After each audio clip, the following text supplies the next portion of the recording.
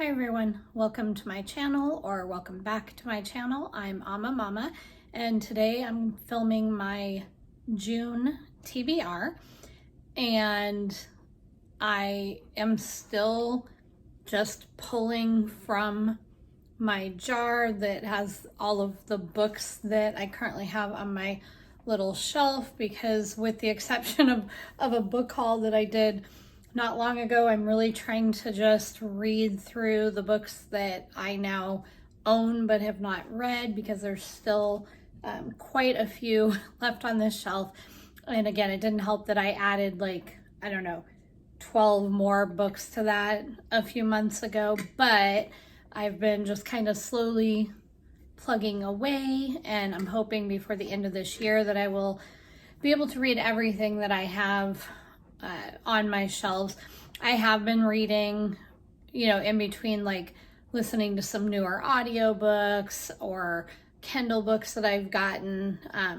Not so much Kindle, but more like audiobooks, or I'll have a Kindle version with the audio version as well. But so some of the ones that I have been getting through, like Audible and stuff, I have some newer ones, but for the most part, I really am trying to stick to this shelf, because I would love to be able to say that I have finally read everything that I own.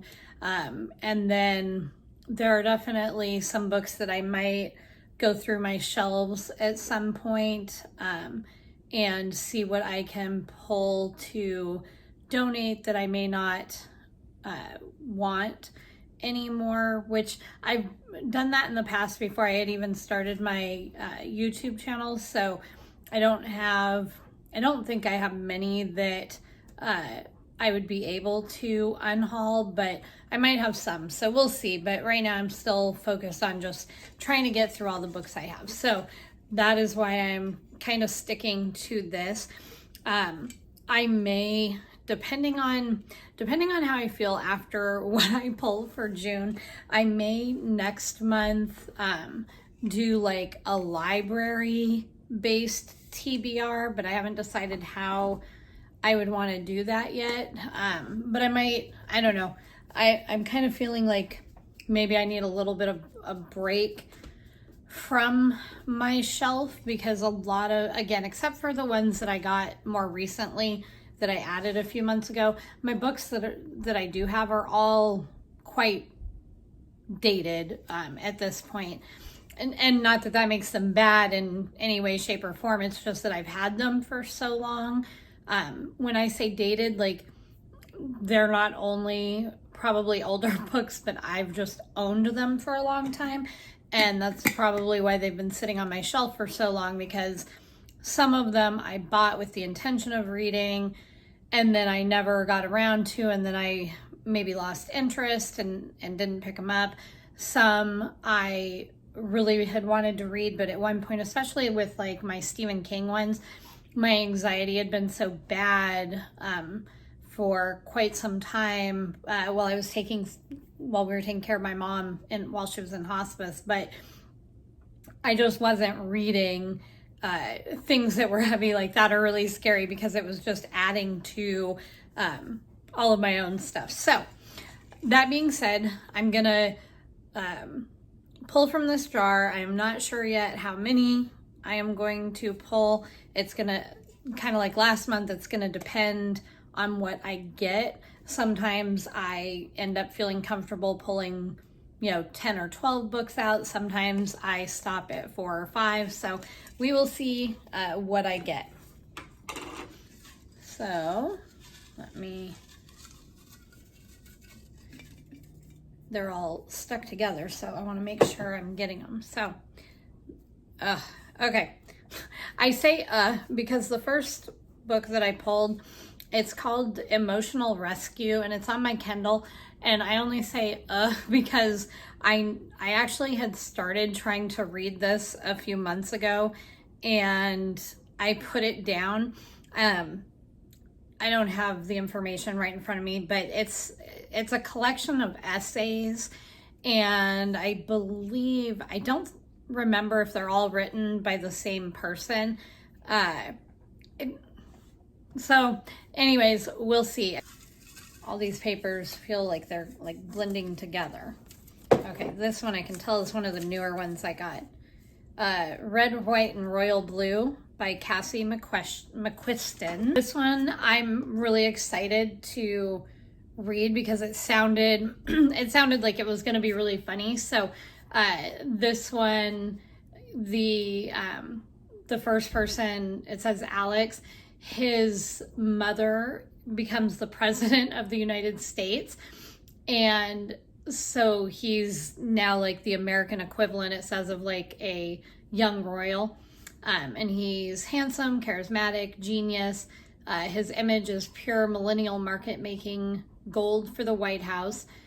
But he has a problem with the actual Prince Henry. It says across the pond. And when the tabloids get a hold of a photo involving an altercation between Alex and Henry, the U.S. and British relations take a turn for the worse. And so I just think this one's going to be funny. So it says that I lost where I was looking. So heads of family and state and other handlers devise a plan for damage control, stage a truce between the two rivals. What at first begins as a fake Instagrammable friendship grows deeper and more dangerous than either Alex or Henry could have imagined. Soon Alex finds himself hurtling into a secret romance with a surprisingly unstuffy Henry that could derail the presidential campaign and upend two nations. It raises the question, can love save the world after all? Where do we find the courage and power to be the people that we are meant to be? And how can we learn to let our true colors shine through? So this one I haven't read anything by Cassie McQuiston before, so we will see how this is. But I was looking forward to this one because I think it sounded like it was going to be really funny, so I hope it is. I've got like a few pieces stuck together. Come back, I dropped you. Okay. Okay, this is this is another one on my Kindle. I'm gonna be catching up my Kindle books, which is good because I have a bunch on there that I have not read that are very old. This is another one. So this is Holly Banks, Full of Angst. And this is another one that I actually had started reading quite some time ago. And I think it might actually be pretty good. I think I got, if I remember correctly, I got a couple chapters in. The description of this book is a laugh out loud debut novel for anyone who's tried to live the perfect life and learned the hard way there's no such thing. Holly Banks could not have made a worse first impression on the seemingly perfect moms in her new affluent community, the village of Prim. Turns out wearing pink piggy pajama bottoms while dropping off her kindergartner late to the first day of school wasn't her best look. Not to mention Holly's worried her husband may be having an affair. She can't get her daughter to stop sucking her thumb. Her hard-won film degree is collecting dust. And to top it all off, the power-hungry PTA president clearly has it in for her. To make matters even worse, Holly's natural eye for drama lands her smack dab in the middle of a neighborhood mystery, right as her own crazy mother shows up in Prim to help. Through it all, Holly begins to realize that her neighbors may be just as flawed as she is, and even wackier than she is, leaving her to wonder, is there such a thing as a perfect mom? Seems like it might be good. I just have a hard time reading on my Kindle, so we will see. Oh, and you know what? Man, I'm all over the place tonight. I decided to record this in the evening, which is not usually when I record, and now I'm feeling like maybe that was a bad idea. I feel like I'm just all over the place. I forgot, when I did my May TBR, when I was all finished and I was getting everything together, I realized that a slip of paper I had pulled had fallen and I hadn't seen it. So I actually had also drawn Bookshops and Bone Dust by Travis Baldry. And I enjoyed Legends and Lattes so much. I had given that one a 5-star. And so I've been really excited to read this one, but I've been making myself wait till I actually drew it. So I did draw it, but because it was like like it had fallen on the floor and it was not it wasn't officially something that I had put on my TBR. I had just kind of set it off to the side. And so I have now finished everything that I wanted to read in May, with the exception of Kipling. And now we're in June, so I figured I would just add this to my June TBR. I started reading the first chapter the other day, so I'm not very far into it. But this one, you're still following Viv. This one, I think this one is actually like a precursor to Legends and Lattes, even though that one came out first. But it says Viv is a young, battle-hungry orc, but her career with the notorious mercenary company Rackman's Ravens isn't going as planned. Wounded during the hunt for a powerful necromancer, she is packed off against her will to recuperate in the sleepy beach town of Merk, so far from the action that she worries she'll never be able to return to it. What's the thwarted soldier of fortune to do? Spending her hours at a beleaguered bookshop in the company of its foul-mouthed proprietor is the last thing Viv would have predicted. But it may be both exactly what she needs and the seed of change she couldn't possibly imagine. Still, adventure isn't all that far away. A suspicious traveler in gray, a gnome with a chip on her shoulder, a summer fling, and an improbable number of skeletons prove Merk to be more eventful than Viv could ever have expected. This is another one that I'm looking forward to reading. Okay, so what are we at? We've got 1, 2, 3, 4, I guess. Okay. So the next book is Chain Gang All-Stars. And this one is a newer one. So Chain Gang All-Stars. And this is by Nanakwame Ajay Brinya. And so this is a Ghanaian art author.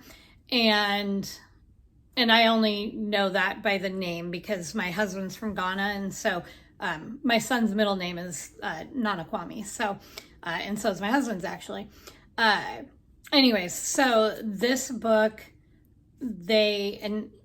I'm trying to not just read the backs of these, but I find that because I haven't read them before and I'm going off of just what I remember from reading on the back cover, I'm doing a horrible job of explaining what it's about. But they are in prison and they have these like contests that they can get out of prison if they win, and if they lose, they die. And so the main character is preparing for her final match, but she makes an act of defiance against the games in a protest that has consequences to it. And so it's talking about freedom and things like that. So I think that this book's going to be really, really good. And I think it's going to end up, just based on what I can tell from the back, I feel like this is going to end up being definitely more than just what it seems on the surface of, like a prison game to get freedom, but it's going to have much deeper issues that are being talked about in it. And it looks like it was a National Book Award finalist. And it was in the 10 best books of 2023 for the New York Times Book Review. So I'm looking forward to reading this. I don't know, honestly, if I would have picked this one up originally, but because of the name of the author, I had picked it up and I was curious what it was about, and then I was intrigued. So I'm looking forward to reading that. Hopefully I am anyways. I feel like I am right now. My papers are all so stuck together, and some of them are tiny, and it's hard to get, like, I pulled a couple, which is fine because I'll see what we've got. So the next book that I got is Out to Canaan by Jan Caron. And this I'm actually just glad that I got because this is the next book in the Mitford series. And so the Mitford series, you're following the life basically of Father Tim, and now his wife, and they're just very like wholesome books. They do still have, you know, a little bit of drama to them. There's some romance in them, but everything, the way it's done, it's just written in a very wholesome way, which I like. And so this particular book says that Father Tim and his wife, they're pondering the murky uncertainties of retirement. A brash new mayoral candidate is calling for aggressive development. A shady realtor with plans for a health spa is eyeing the beloved house on the hill. And worst of all, the Sweet Puff Bakery may be closing. Meanwhile, ordinary people engage in the extraordinary struggle of keeping body and soul together. Featuring a lovable cast of new and familiar characters, Out to Canaan is filled to the brim with the mysteries and miracles that make everyday life worth living and that make Mitford one of the most memorable small towns in recent literature. I like these books a lot because they're just kind of relaxing. They're peaceful to read. And again, there is some like drama, like some of the stuff that's happened in them has made me cry because it's very heartfelt. But at the same time, like when you read them, you're just like, wow, that's like the small town everybody wants to live in sort of thing. And Mitford is based on a small town in North Carolina. And so every time I read it, I'm like, oh, it sounds like it'd be so nice to live there. But anyways, so I'm looking forward to reading this next one too. I don't remember how many are left in the series. I think this is the last one that I own, and so I want to try to find whatever is left after this, because again, I don't remember how many there were, but I've been really enjoying this series. Okay, then, like I said, I accidentally pulled like 3 because they were all stuck together. Oh boy. The next one is the complete short stories of Mark Twain. Again, I say oh boy because I haven't read any Mark Twain since high school, and this was a book that I think my husband, when he was at DeVry back in Arizona, they had like a library sale, and I think this is something that he got for really cheap and brought it home because he knew I liked books. So it's been a long time since I've read anything by Twain. Actually, not high school. I'm sure I read some Twain when I was working on my undergrad. But either way, I feel like I have at least 2 books now. 3 books if I include this one, that are ones that I don't know that I'll be able to just like sit and read big chunks at a time. And so this might be another one that I have to read little bits at a time. So we'll see how that goes. And I do like Mark Twain, but I'm not sure with reading, the complete short stories, how much in one day I will be able to read. Like I definitely feel like that's going to be one that I'm going to have to break up. Okay, and then the next one is Elevation by Stephen King.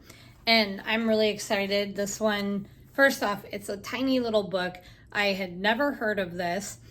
And I found this at Ollie's when I was with my son one day. So, and it's situated in Castle Rock. So if you're familiar with Stephen King, Castle Rock is where a lot of the stories either take place or tie back to and all of that. So Castle Rock is a small town where word gets around quickly. That's why Scott Carey wants to confide only in his friend, Dr. Bob Ellis, about his strange condition. He's losing weight without getting thinner, and the scales register the same whether he is in his clothes or out of them, no matter how heavy they are. Scott also has new neighbors who have opened a fine dining experience in town, although it's an experience being shunned by the locals. Deidre McComb and her wife, Missy Donaldson, don't exactly conform to a lifestyle the community approves of. And now Scott seems trapped in a feud with the couple over their dogs dropping their business on his lawn. Missy may be warm and friendly, but Deirdre is as cold as ice. As the town prepares for its annual Thanksgiving 12K, Scott begins to understand the prejudices women face and tries to help. Unlikely alliances form, and the mystery of Scott's affliction brings out the best in people who have indulged the worst in themselves and others. Okay, so I'm curious to see how this goes. Again, it's not a very long book. Like, it's only, how many? Like 145 pages. So it's pretty short. So I'm curious to see. I only just recently learned when I was listening to a podcast with an interview from Stephen King that some of his books are actually written for younger kids, like ages 10 to 12, but he doesn't label them as either, like, whenever he writes that way, he doesn't label them as either for like youth or young adult or kids or whatever. He just writes them for anybody who finds them and enjoys them or whatever. And anyways, I just thought that was really interesting because I did not realize that. All right. I think this is going to be my last one because I know in June I've got a lot of stuff going on as we're finishing up stuff for school with the kids and just all sorts of stuff. And so I think this is going to be my last one, but I need to find it. This is another new one. So Fathom Folk by Eliza Chan. And this one, the cover is it's just so cool. I really liked the cover. And I may be messing up so many of these pronunciations, but welcome to Tianquai, shining pearl of human civilization and a safe haven for those fleeing civil unrest, or at least that's how it first appears. But in the semi-flooded city, humans are quite literally on top, peering down from shining towers and aerial walkways on the Fathom Folk, sirens, sea witches, kelpies, and kappas, who live in the polluted waters below. For half-siren Mira, promotion to the captain of the border guard means an opportunity to help her downtrodden people. But, as if earning the trust and respect of her human colleagues wasn't hard enough, everything Mira has worked towards is put in jeopardy when Nami, a know-it-all water dragon and Fathom Folk princess, is exiled to the city under Mira's watch. When extremists sabotage a city festival, violence erupts, as does the clampdown on Fathom Folk rights. Both Nami and Mira must decide if the cost of change is worth paying or if Tianquai should be left to drown. So it's a fantasy, there's mythical type creatures in it. So I'm hoping this is good. It sounded really interesting. Like I said, I thought the cover was beautiful. And so I'm hoping I really like this. So let me see, what we ended up with for June. All right, so it looks like we ended up with 9 books, 7 of them physical, and then 2 on my Kindle, and at least 3 of the books that I still have, and I'm including Kipling because I haven't finished that one yet, but at least 3 of them are ones that might be kind of iffy for whether or not I actually get to them completely in June, depending on how much time I have, how I feel, all that good stuff. The rest of them, I feel very hopeful for because none of them are like super huge, and I'm excited to read most of these. Most of them, except for the emotional rescue, except for the emotional rescue on my Kindle. That's the only one I'm a little kind of nervous about. The rest of them I'm excited. I was trying to set those down without making a big mess. Anyway, so that is it for this video. Next week I'll have my wrap up for everything that I read in May, along with the review for the few that I hadn't already done in another video. And in the meantime, I hope you all have a great week and take care and stay safe, and I'll talk to you next time. Bye.